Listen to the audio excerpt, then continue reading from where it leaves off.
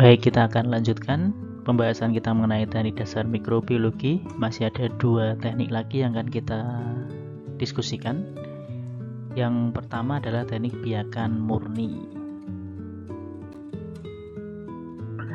Teknik biakan murni ini adalah teknik untuk membuat kultur murni dari suatu mikroorganisme, bakteri, jamur, atau mikroorganisme yang lain.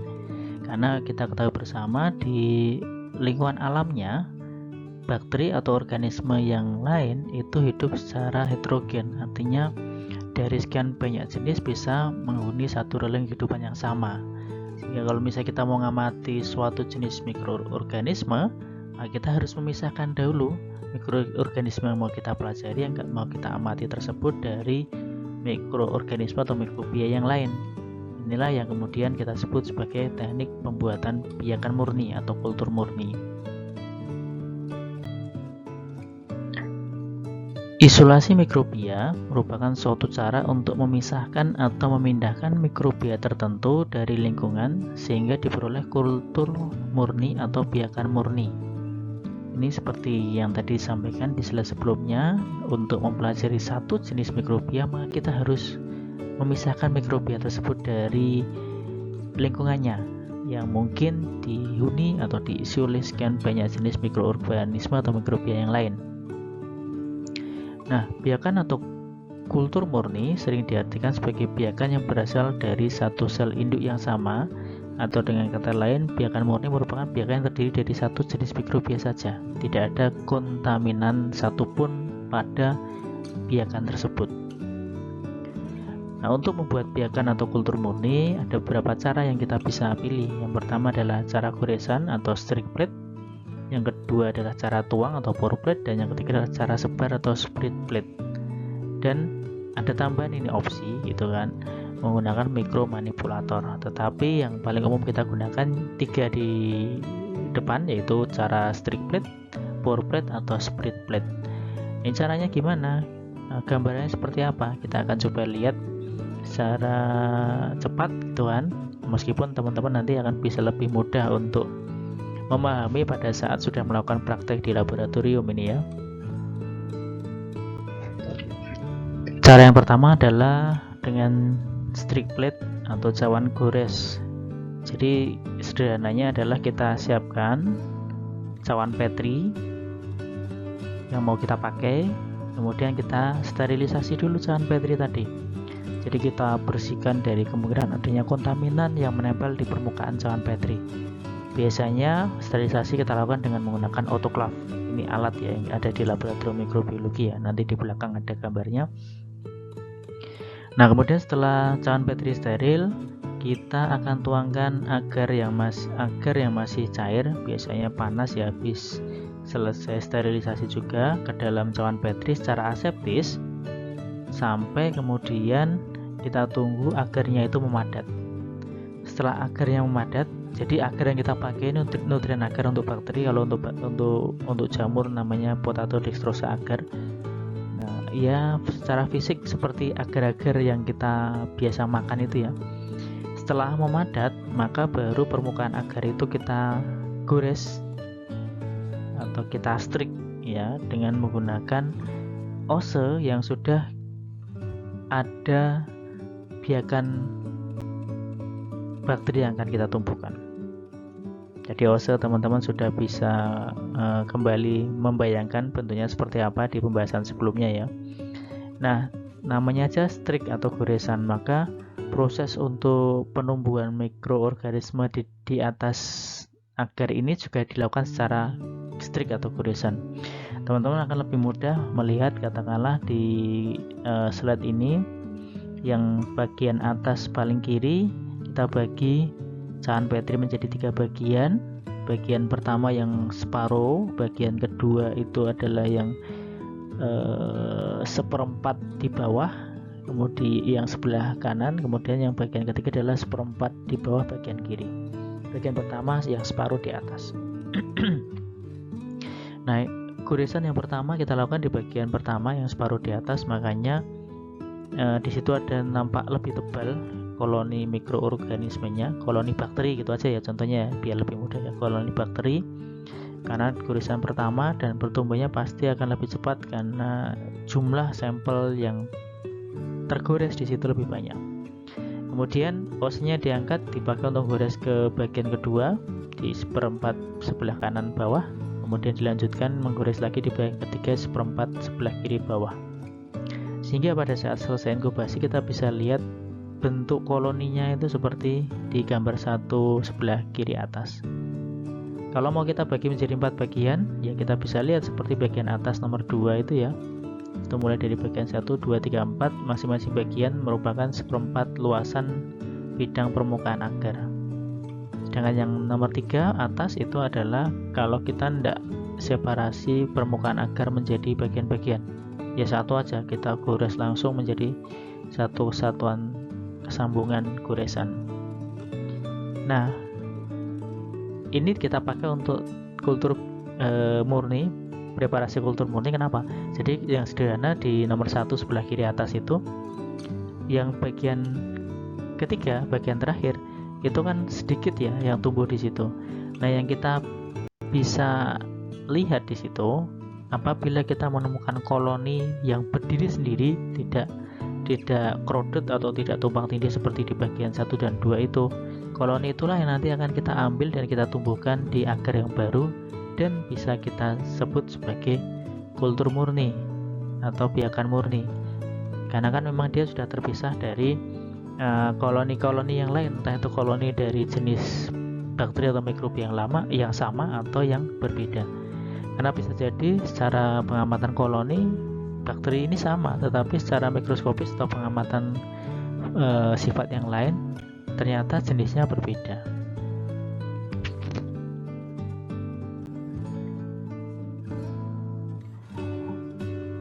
Nah, yang kedua adalah spirit plate.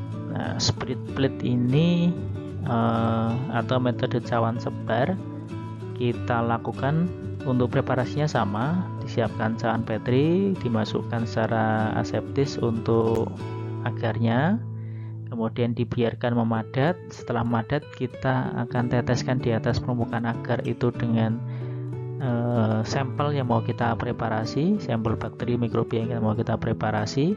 Nah, setelah itu kita ratakan sampel tadi dengan menggunakan alat yang namanya Drygalski, itu yang bentuknya seperti kunci L itu ya.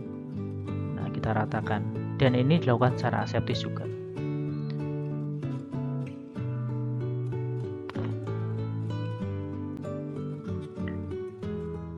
Metode yang ketiga yaitu cawan tuang atau pour plate. Nah, caranya jadi sebelum agar cair tadi kita tuangkan di cawan Petri yang sudah steril, kita masukkan dulu sampel objek mikrobia yang mau kita tumbuhkan di sini. Ya, kalau di sini kita teteskan dengan pipet, kemudian setelah itu baru dituangkan agar yang masih mencair. Setelah dituangkan, kemudian kita goyang untuk cawan Petrinya agar kondisi nutrien agar tadi atau potato dextrosa agar yang kita pakai merata memenuhi seluruh permukaan gitu kan. Nah, dan juga objek mikrobia yang sudah kita masukkan tadi bisa menyebar ke seluruh bagian agar yang dituangkan. Nah, sehingga nanti kalau untuk yang pour plate ini agarnya akan ditumbuhi oleh mikrobia secara merata mulai dari bagian bawah, tengah, atas, atau tergantung dari jenis mikrobianya. Kalau misalnya mikrobianya itu mikrobia yang dia anaerob, dia tidak membutuhkan oksigen, maka dia akan tumbuh di bagian bawah.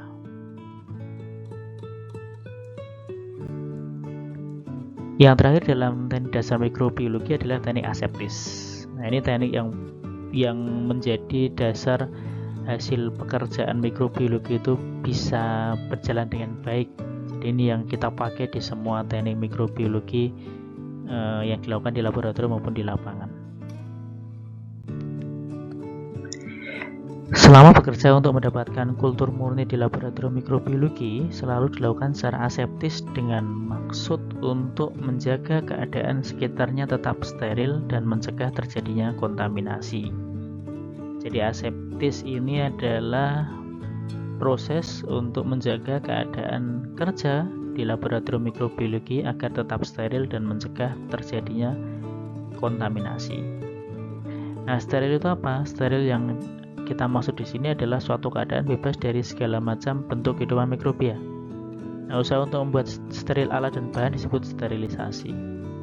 Sedangkan peristiwa masuknya mikrobia lain ke dalam suatu biakan murni dan tumbuh di dalam biakan tersebut disebut kontaminasi.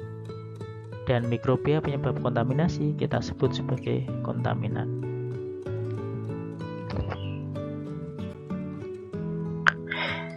Sterilisasi pada prinsipnya dibagi menjadi 3 cara. Kita bisa lakukan sterilisasi secara mekanik, yaitu dengan penyaringan. Nah, kalau pakai penyaringan memang nanti filternya itu sangat kecil gitu ya, yang kemudian bisa menahan sel atau spora mikroorganisme kontaminan. Kemudian yang kedua, sterilisasi juga bisa dilakukan secara fisik dengan pemanasan atau dengan secara kimia, yaitu dengan disinfektan. Nah, kalau yang di sebelah kiri itu adalah contoh alat-alat yang kita pakai untuk sterilisasi secara fisik. Yang paling kiri itu adalah autoclave, kemudian paling kiri atas itu autoclave, kemudian yang kanan atas itu adalah oven, kemudian yang sebelah bawah itu adalah laminar airflow. Tiga-tiganya ada di laboratorium kita, di laboratorium mikrobiologi, sehingga teman-teman bisa nantinya melihat dan mengoperasikan alat tersebut untuk praktek maupun juga untuk tujuan penelitian. Nah, kemudian prosedur apa saja yang membutuhkan penerapan prinsip teknik aseptis? Sebenarnya banyak, tetapi di sini akan kita berikan beberapa contoh prosedur yang membutuhkan penerapan prinsip teknik aseptis dalam praktek mikrobiologi, baik itu di laboratorium maupun di lapangan ya. Contoh yang pertama untuk prosedur yang membutuhkan penerapan prinsip teknik aseptis adalah disinfeksi meja kerja yang kita pakai untuk praktek maupun penelitian atau untuk uji kerja. Misalnya kalau di pabrik gula ya, misalnya kita mau uji bakteri coliform kapang kamir pada gula kristal produk, meskipun kalau SNI-nya hanya ada di SNI gula kristal rafinasi ya. Nah, ini prosedurnya seperti ini. Kita pakai bahan kimia untuk prinsip teknik aseptis pembersihan meja kerja atau disinfeksi meja kerja. Kemudian memindahkan biakan secara aseptis. Ini juga sebenarnya mudah, tapi butuh pengalaman karena ada sisi keterampilan di sini. Kita pakai dua tangan dengan tujuan yang berbeda ya. Per tangan pun juga ada yang multitasking ya, misalnya kalau bisa kita lihat di sini, yang tangan kiri itu memegang 2 tabung reaksi, yang satu tabung reaksi berisi kultur bakteri, kultur murni, kemudian yang satunya biasanya media yang masih kosong, media agarnya masih kosong yang dipakai untuk subkultur untuk memindahkan bakteri atau mikrobia dari kultur murni tadi ke kultur yang baru.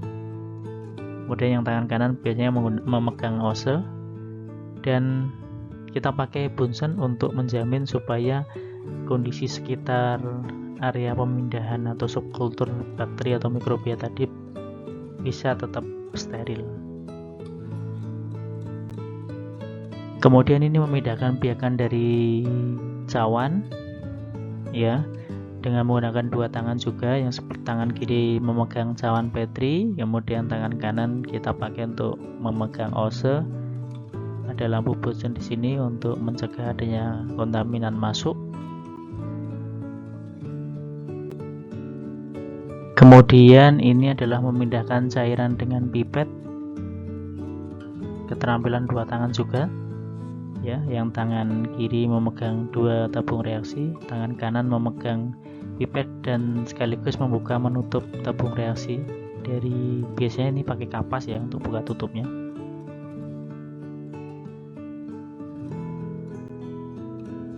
Dan contoh yang terakhir adalah menuang media. Menuang media pun juga harus dalam kondisi aseptis ya. kita pakai dua tangan. Tangan kiri itu biasanya kita pakai untuk megang cairan Petri yang nanti akan kita tuangi media, kemudian tangan kanan kita pakai untuk menuangkan media. Dari media ini nutrien agar cair, biasanya masih cair ya, masih panas, kita tuangkan dengan menggunakan tangan kanan. Ada lampu Bunsen juga untuk mencegah adanya kontaminasi. Ada juga teknik menggunakan laminar airflow ya, jadi kalau sudah pakai LAF sebenarnya tanpa Bunsen pun kita aman, tidak akan ada kontaminasi, tapi biasanya tetap ada menghidupkan lampu Bunsen untuk menjamin tidak adanya kontaminasi selama proses. Nah, itu adalah contoh-contoh untuk prinsip teknik aseptis pada beberapa tahapan analisis atau praktek atau penelitian mikrobiologi yang biasanya dilakukan oleh teman-teman nanti. Saya kira itu untuk pembahasan teknik dasar mikrobiologi. Ada beberapa teknik yang teman-teman harus kuasai dan nanti memang akan lebih mudah memahami pada saat teman-teman sudah kembali ke Jogja untuk praktek di laboratorium dan melakukan sendiri semua teknik dasar mikrobiologi ini. Demikian dari saya, terima kasih atas perhatiannya. Sampai ketemu di pertemuan yang akan datang. Terima kasih.